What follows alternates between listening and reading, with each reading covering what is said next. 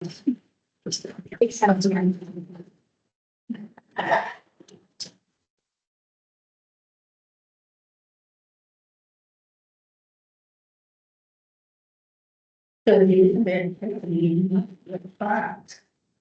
We have prizes.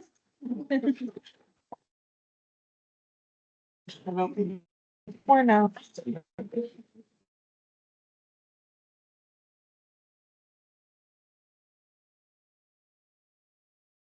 Was there anything you wanted to say first? I know, it doesn't matter. I was just asking before we started. Okay. Okay, so we're gonna do active supervision. This is probably like, but it is very important that we all listen in. These are important practices that we need to continue to do on a daily basis when the children are in our care.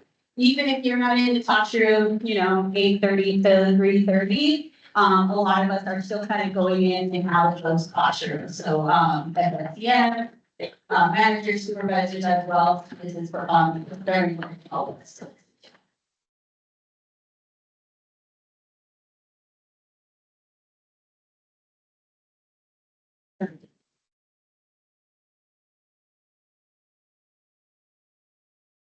Video, no, we got the video. All right, so we're gonna start off going into, why we use active supervision. I know, we go over this every year, we go over it a few times each year. But because this is such a key part of our program, here's the two, main reasons we use. Is there anything else that you guys think is the main reasoning with this? I have super fancy pens. Who's got a reason? Why do we use active supervision? Rebecca? To support the interaction in the classroom between the staff and the children. Perfect, thank you. Anyone else? You do? Okay, so obviously the key component here is that we need to know where our kids are at all times. That's how we keep our kids safe in the classroom, on the playground. It's how we're sure that our children don't leave with somebody they shouldn't be. How we make sure we are in compliant with rules and regs, health, all of those things. So here's our two main reasonings that we use. Next, Miss Gabby. Oh, no.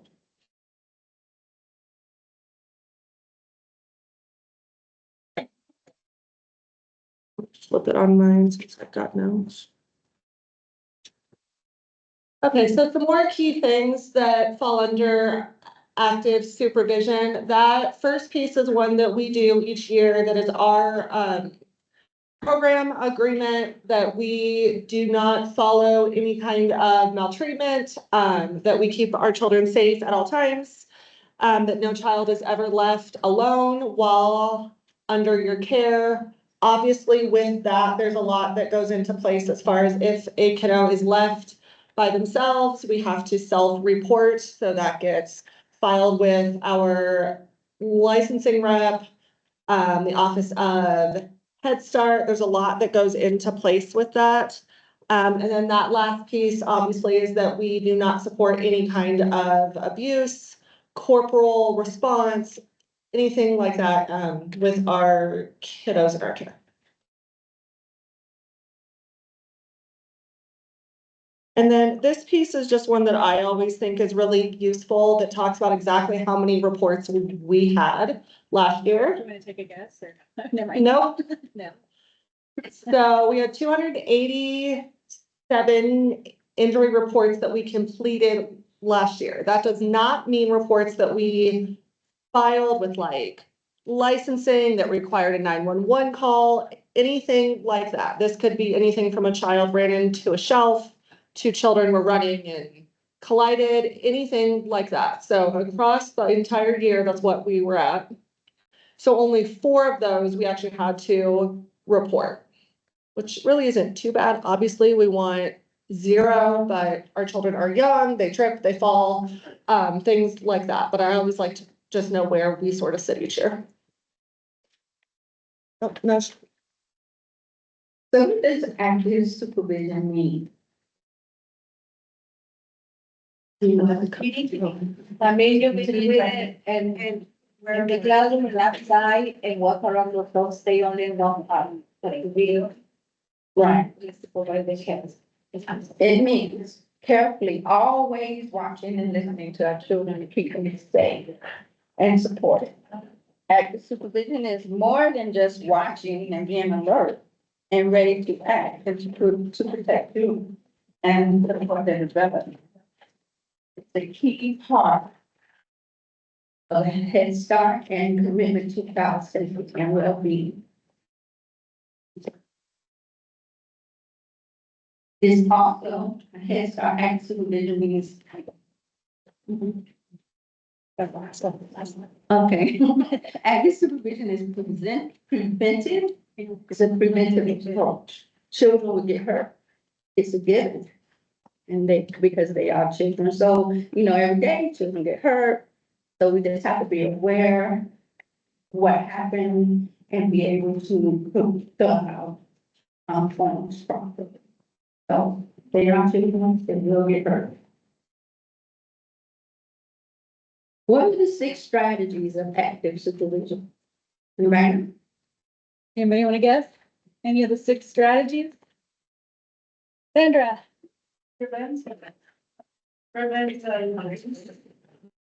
How? What's the strategy to prevent any injury? Being aware of the vital. So that would probably fall under anticipating what our kids will do. So absolutely. We've got 5 other ones. Positioning of staff. Ah, Oh, you got it? I got it. So setting up the environment, you set up the space so you can always see and reach children. You keep areas of free of clutter and arrange furniture so you can watch the whole room. Can and count their kids Which means what? face to face to name count. Yeah. 30-minute count. 30-minute count. Thank you, Miss Brandy. Oh. What's that? Who was that? But you still would have I gotta work for it. Yeah, what are the keys, what things are where, how they decide, so we get to keep it on. So with the kids on, you can always see what they're doing. Engage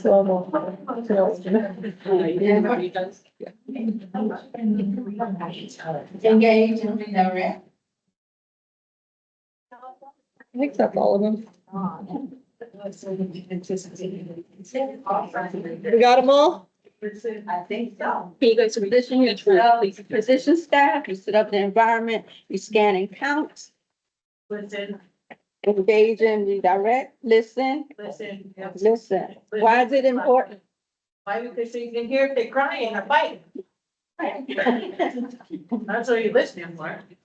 So you can notice any signs of danger. And that's why we listen. My turn? Yeah, that should be on playground safety. Playground safety.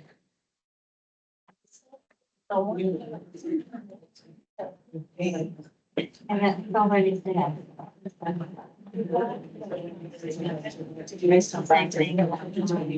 Yeah, so these are what I said. All right, playground safety. On the playgrounds, we just get to chat with our coworkers, right? Yeah, that's like unofficially. Yeah. No, okay, so you can see up here on the screen, things that we do for playground safety. This, we start with before we even go outside, first thing in the morning. And part of the reason that we're moving our breakfast to 9 AM, so CAs have more time to check the playground. So, they do those health and safety checks, make sure the playground's free of hazardous debris, trash, standing water, trip hazards. Rake the wood chips under fall zones. And this is something that we need to start doing if you haven't been doing already. The wood chips need to be 6 inches under fall zones. Can anybody tell me what an example of a fall zone is? I was like, I think we're not, the kids are. The sweets. Yep. Swings, Slides, slides. swings, yep. Ladders, under the ladders. And Okay. yeah, anywhere that they could fall, under the ladders, yeah. Make sure that platforms and paths are free of sand and wood chips, so each center should have a room that you guys are sweeping the sidewalks around the playground, making sure that, there's no sand or wood chips on it. Why do we do that? Just to make it look nice? Yeah, because those are slip hazards. Sand can be slippery, right?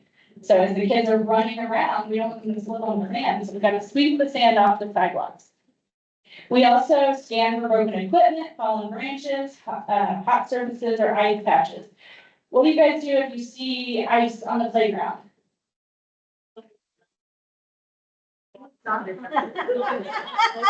What? Yeah. Can we play outside on the playground when there's ice on the playground? What if there's just like a small patch of ice over in the corner? Do we have to close the whole playground? No. Yeah, I Yes, say it again. What do you put a cone? I remove it. I did the shovels and I remove it and then I put salt on it. Or you can put a cone on it. Just put a cone out. Yeah, put it down, just block out that area where there's ice. We can still use the playground. I'm sorry, just say something good. And that also means, although you put that cone there, you just ignore it, you have to constantly remind your kiddos, guys, you cannot be here, guys, you cannot be here. Am I gonna yell, Brittany's over there on the other side, and be like, Brittany? No, we literally walk over there and remind the kiddos. All right, another thing we check for is are the gates closed and secured? Some of our centers, the playgrounds are being used by other people on the weekends or outside of school hours, so we have to check those gates, make sure they're closed, make sure they're secure. That happens in North Point a lot, right? Yeah. So make sure, those are things that the CA should be doing in their health and safety checks in the morning, but it's not just the CA's responsibility. It's also all of you guys, when you guys are out on the playground, especially if you're the first one out, but even if you're the next one out, just check. Just do a quick check, just to make sure everything's good. If you see something that is not safe, remove the object or place a work order and communicate with your education supervisor and the center team who share the playground. Any questions on that?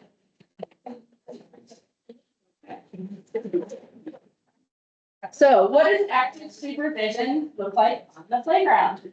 We have it up here. Anybody want to read? Or a pen? I lost track. Okay. Provide constant supervision, ensure proper child-to-adult ratio is followed, avoid distractions, including all cell phone use, scan and listen, stay moving, identify blind spots, and 30-minute count. Forms must be used. Thank you, wonderful. Thank you. Any questions about any of that? You guys clear on all of those? Those are the strategies, right? We do them on the playground too, just like we do them in the classroom.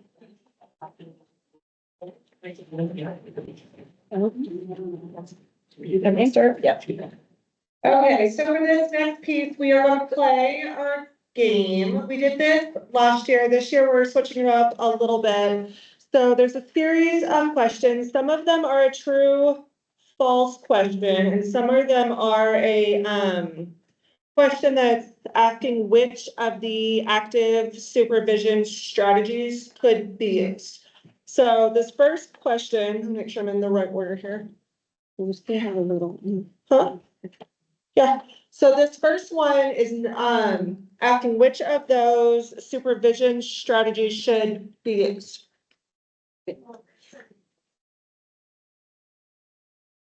So Maria here is laughing in the bathroom when she is working, James and Jack. Maria checks on the children in the bathroom. So which one of those 6 strategies is that?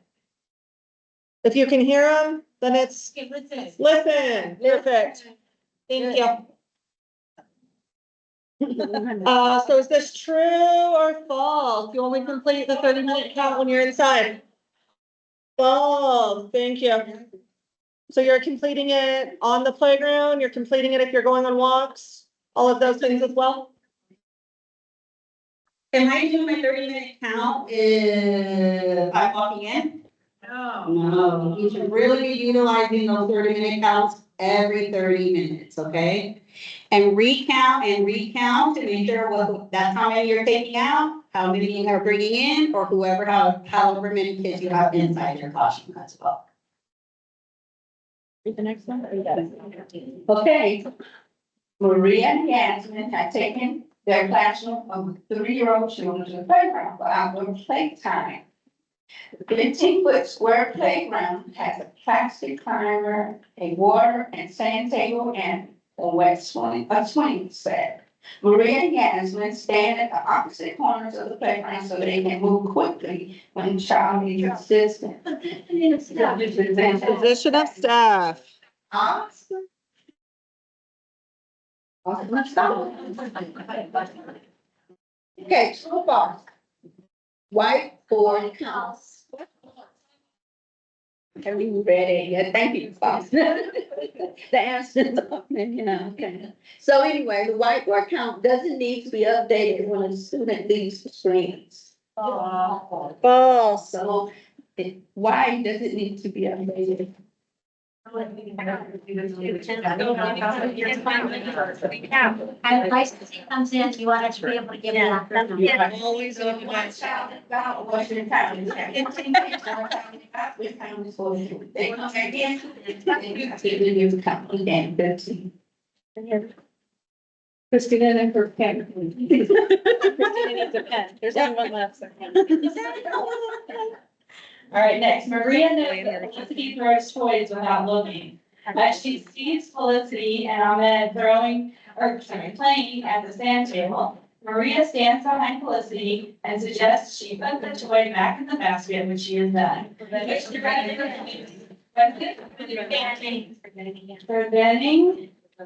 Yep, and anticipating children's behavior, yep.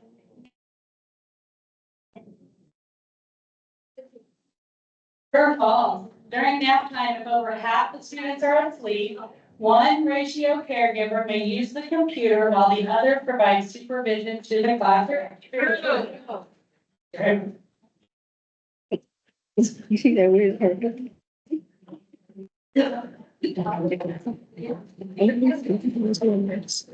Lanyard. When all children are in line, with Maria and Yasmin count the children again. They scan the playground to make sure everyone is in place and then move the children back into the classroom. What strategy is that?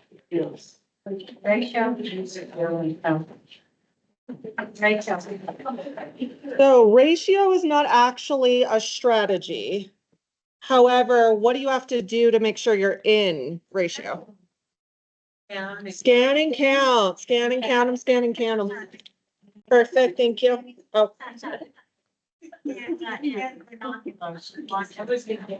Okay, so here's another true or false. Teaching staff may leave the classroom for up to an 8-minute time frame without calling for support, as long as the other teacher is providing active supervision. Why? Ratio, be out of ratio.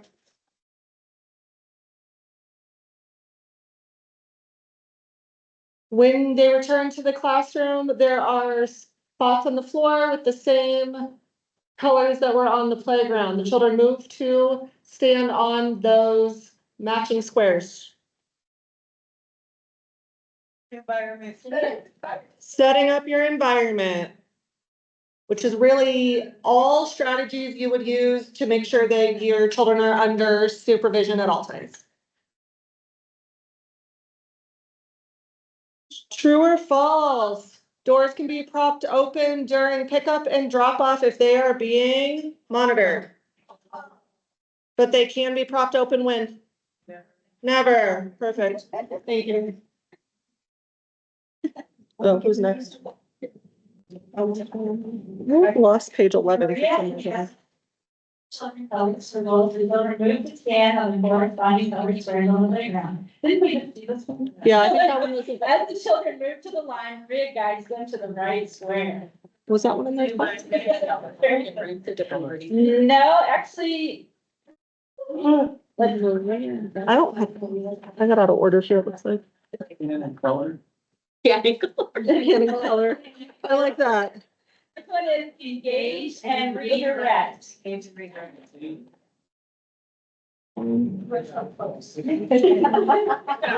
slides are out of order.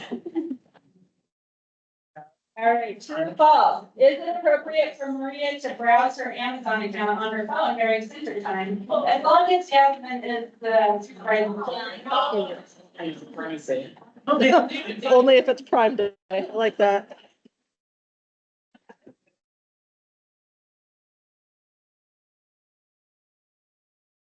Do you want a pen, Jeff? Jeff gets a pen for Prime Day. Because that was funny. Because my slides are. Thank you. Okay, so we're gonna talk about incident and or accident reports. Incident reports must be completed before the child leaves or at the latest within 24 hours. Really, the only time it shouldn't be completed within the same school day is if it's like as they're walking out, something like that. We really need to be sure we complete these as soon as we possibly can. And you can always refer to the SOP on that if you want more clarification. Incident reports must be completed when a child says they are hurt, even if you do not see it, because things can show up later on. If you are completing an excessive amount of reports, that is a sign you need to approve on active supervision. Can you guys see why? If kids are repeatedly being hurt at the same place, maybe you need to change your environment, maybe you need to change the way that you are keeping tabs on the playground, maybe there's certain areas that are kind of a blind spot. It's not always a reflection that you are not providing that supervision, but it is a reflection that there is some kind of concern there that's just not working well.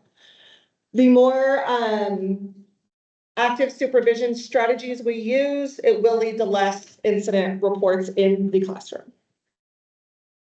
And then there at the very bottom, in the event a kiddo hurts a peer, a report needs to be completed for both the one who did the act and the one that got hurt.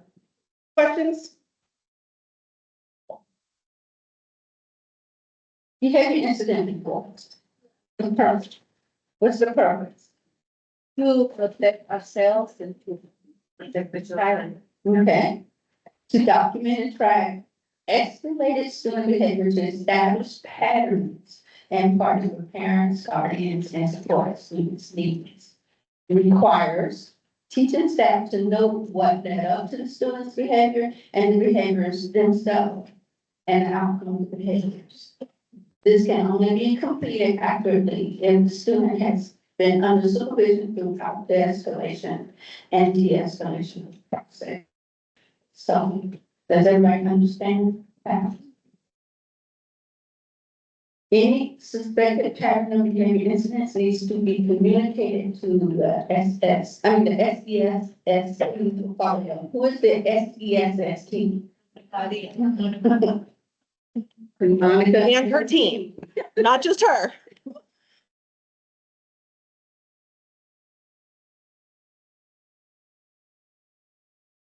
Okay, teacher assistants with case note, the incident and COBA case notes. Everybody know what that is?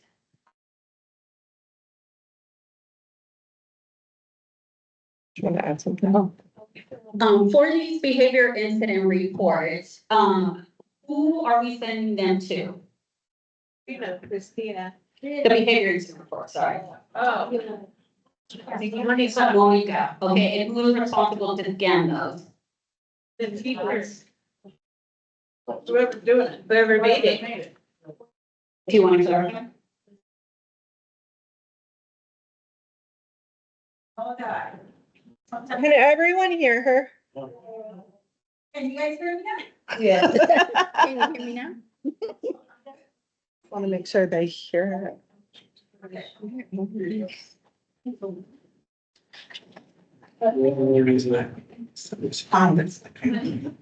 So my team and I have been taking care of the whole scanning piece because we know that it can be a lot for you guys. So as of right now, it's okay, as long as you guys complete it on a regular basis.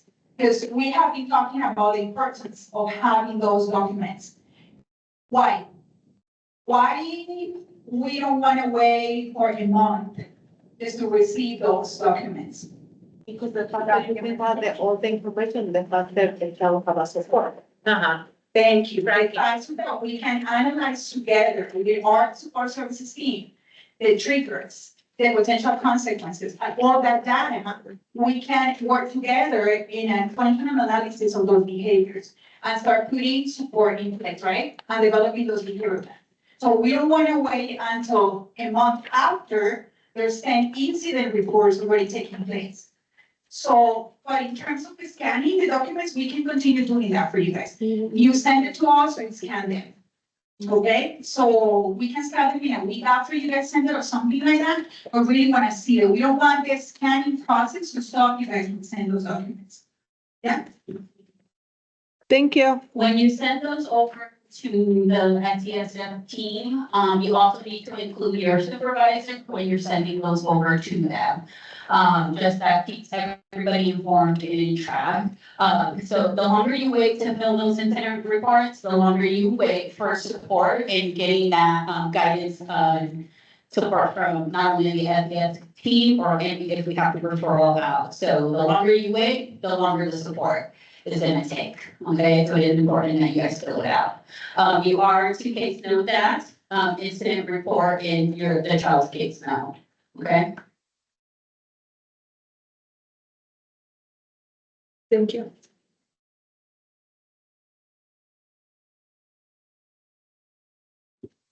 Next, we're just gonna watch a short video just summarizing everything. I think one of the pressing things to take away from, active supervision is those 6 strategies. It is beyond just watching your children. It's really, really analyzing your classroom, the playground, anticipating those challenging behaviors or any type of behavior. So if there's a child that really struggles to go back inside from outside, you are anticipating and being proactive in those things. Continue to scan, to count, not losing a child is another one. So just making sure that you guys have those 6 strategies in mind. But most of all, it's the safety for the children, the safety for you guys, and just ensuring, reminding parents that we are responsible for them and we want them to trust us to leave them with us. Yes.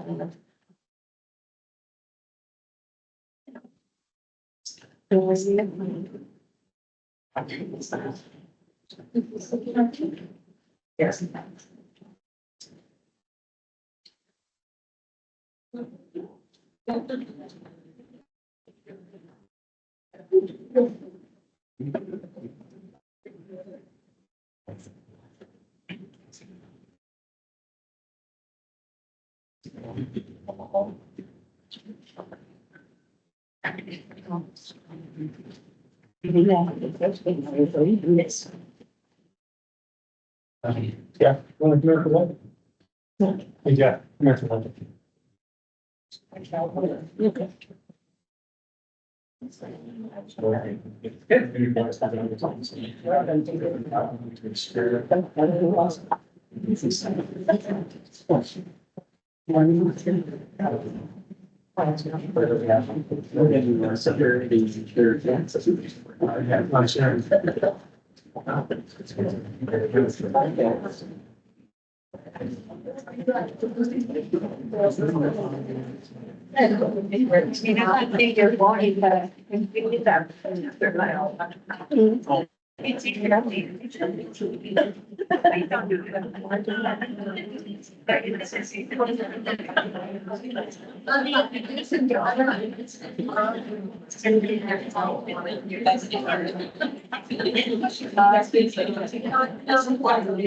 All right, Dashlyn, 5-minute dance routine.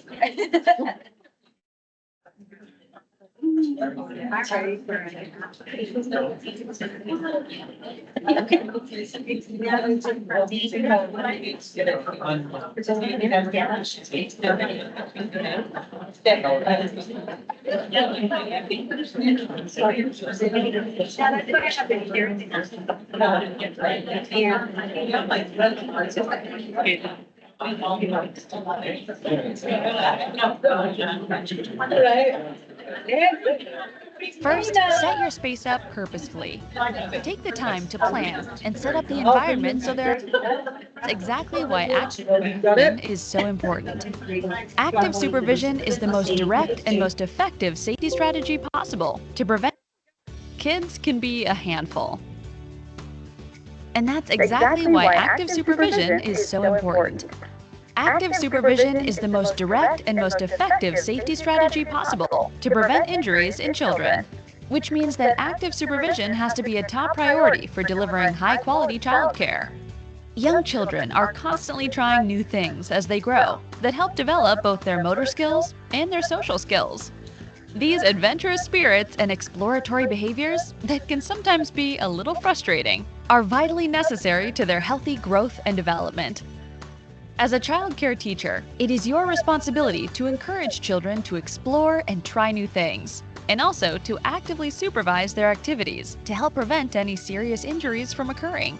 Minor scrapes and bruises are going to happen on a regular basis in groups of young children in any normal environment, but serious injury is usually highly preventable with good supervision practices. So what does active supervision in an indoor environment look like? It looks like teachers actively engaged with the children, sometimes joining in their play, and always nearby and available. It looks like most interactions happening between adults and children, rather than between adults. To help you develop your own plan for ongoing active supervision in your childcare setting, consider the following strategies. First, set your space up purposefully. Take the time to plan and set up the environment so there are no blind spots and teachers can see all children all the time. Use low shelving units that teachers can easily see over. And make sure the diaper changing area faces into the room so that the teacher can see the children and not have their back to them. Position yourself among the children and move throughout the space regularly to check areas that are difficult to see. Teachers need to be able to both see and hear all of the children and to be able to stay close to children who may need additional support. Face into the room when sitting at a table with children, for example. Make sure that there are always clear paths to where children are and safety concerns are addressed so you can react quickly when necessary. Keep an eye on the children at all times by scanning the room and regularly counting kids to make sure no one is missing, and checking the sign-in sheet to ensure the count is accurate. A face-to-name check is always a good idea as children move around, possibly making the head count inaccurate. If you don't see one of the children, first check all the areas in the vicinity where kids might hide. If a child doesn't return quickly from a bathroom trip, make sure you check on them. Consider leaving a bell or some other type of noisemaker on the door to alert you when someone is entering or leaving. For a 2-year-old, it seems there's no greater thrill than to escape. It's hard enough to keep a count of a fixed number on children all day, but when that number fluctuates, it can be twice as difficult. Make sure you have a process in place to allow for any children who might arrive late or leave early, so that your group count is always updated accordingly. Your ears will tell you a world of information if you pay attention to them. We all subconsciously recognize when the normal soundscape around us changes, but you need to be more attuned to your surrounding sounds when caring for children. Specific sounds, or the absence of sounds, may signify a reason for concern. Use your knowledge of each child's individual development and abilities to anticipate what a child may do. You see them on a daily basis. You know their quirks. Does one of your kids climb? Or several? Does one like to burrow under blankets or into small private places? Are there known circumstances where issues are more likely to occur? The best way to prevent issues is to guide them and redirect them when necessary before the issue arises. This only happens with regular engagement, and the best engagement is joining them in play. The more you engage with them and provide active supervision, the more you can prevent issues from arising and improve children's safety. Children are truly our most precious resource, and it's only right that we take the utmost precautions in ensuring their safety while they are in our care.